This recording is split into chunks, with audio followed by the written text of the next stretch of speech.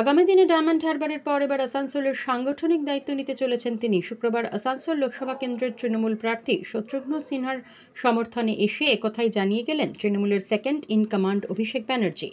এদিন আসানসোলের উষাগ্রাম থেকে হটন রোড পর্যন্ত এক রোড শোয়ে অংশগ্রহণ করেন অভিষেক। সঙ্গে ছিলেন প্রার্থী শত্রুঘ্ন সিনহা, রাজ্যের মন্ত্রী মলয় ঘটক, আসানসোলের মহানাগরিক বিধান উপাধ্যায়, পশ্চিম বর্ধমান জেলা তৃণমূলের সভাপতি নরেন্দ্রনাথ চক্রবর্তী, বিধায়ক তাপস বন্দ্যোপাধ্যায় ও হরেরাম সিং সহ আরও অনেকে।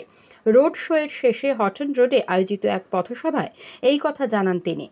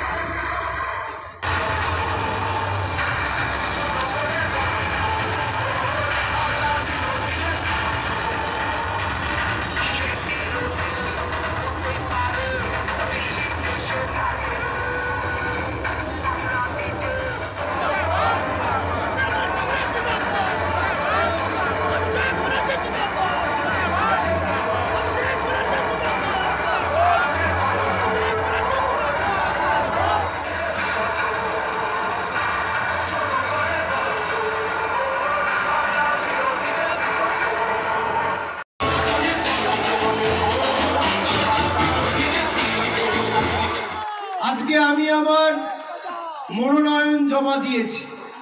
মনোনয়ন জমা দিয়ে আমি অন্য কোথাও যাইনি, আমি আসানসোলের মাটিতে এসেছি আপনাদের কাছে সমর্থন আশীর্বাদ চাইতে।